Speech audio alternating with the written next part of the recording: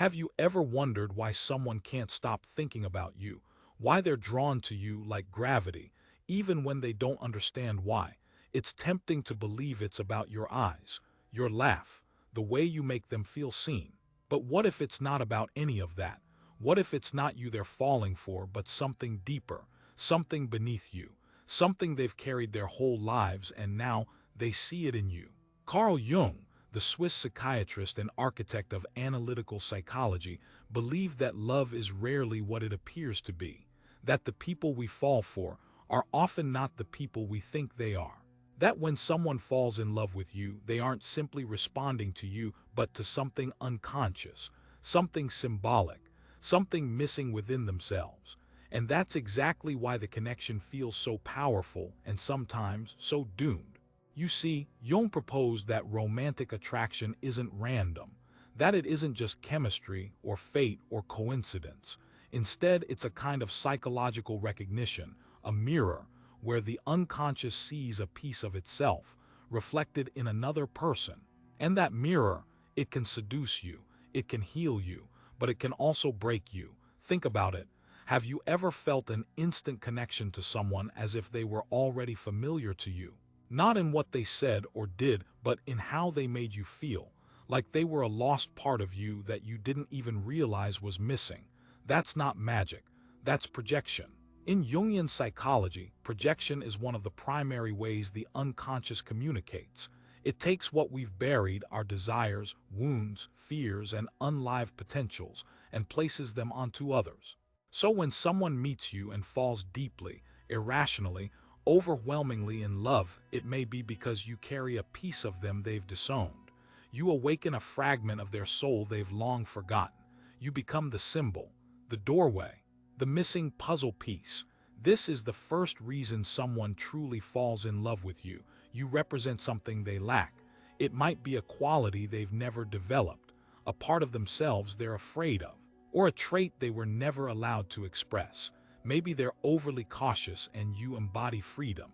Maybe they've always been logical and you carry raw, emotional truth. Maybe they've hidden their vulnerability and you offer safety for it to rise. So they're drawn to you not just because of who you are, but because of what you awaken.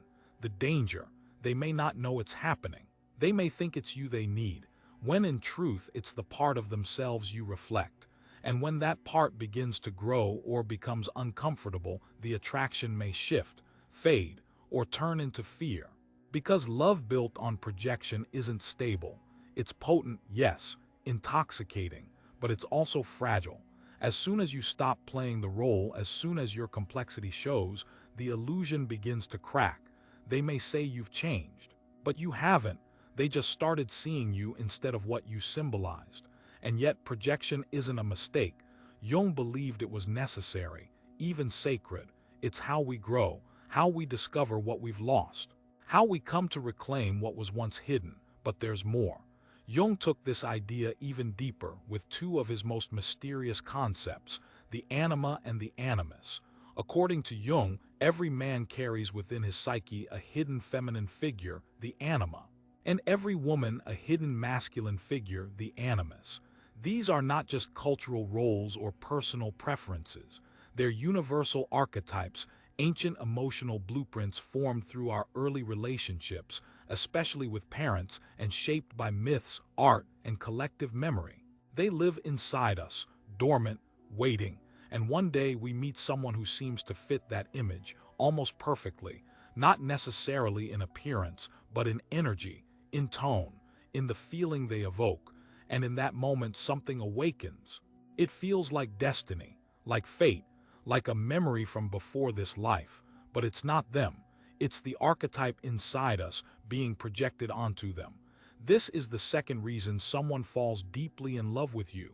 You activate an unconscious inner image, the anima or animus, that's been silently shaping their emotional world. To them, you are not just a person. You are a symbol, a vessel, a dream they didn't know they were dreaming. And that's why it can feel irrational, why they fall so fast, so hard. They don't know that you're standing on the stage of their unconscious, performing a role written long before you ever met. You become their muse, their savior, their shadow. But here's the tragedy. No real person can remain a symbol forever. Eventually, the real you emerges. You show your fears, your contradictions, your limits, and when that happens, the illusion collapses. What once felt divine now feels human, and for many, that's disappointing. The spell breaks, and so the love ends, not because it was false, but because it was unfinished. Still, Jung didn't believe this was a failure. He saw it as essential, because love, real love, begins only after the projection fades. Only once the fantasy dissolves and we begin to truly see the other, not as a mirror or symbol or savior, but as they are. And that is difficult, because it forces us to take responsibility, to stop chasing what we've lost and begin integrating it ourselves. The truth is, the people we fall for are never random. They are messengers, catalysts, each one sent to awaken something in us, whether joy or pain, longing or grief, clarity or chaos.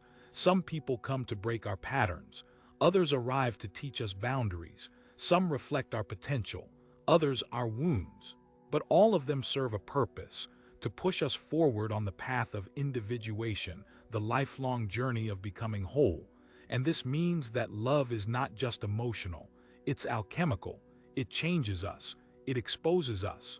It reveals the inner architecture of who we are and who we might become.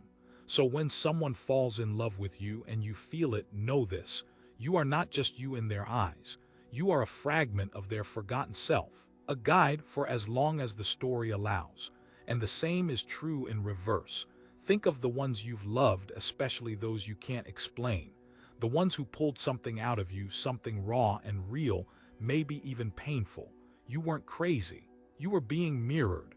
Your unconscious saw something and reached for it, even if it hurt, even if it didn't last, even if it broke you. Because sometimes breaking is how the soul begins to grow. Not all love is meant to stay. Some loves are meant to burn, to illuminate what you needed to see, to force you inward when nothing else would. Jung called these moments synchronistic, meaningful coincidences orchestrated by the unconscious, not logic.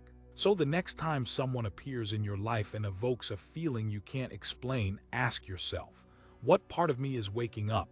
What part of them am I seeing that I've long been searching for? Is this love, or is it a message?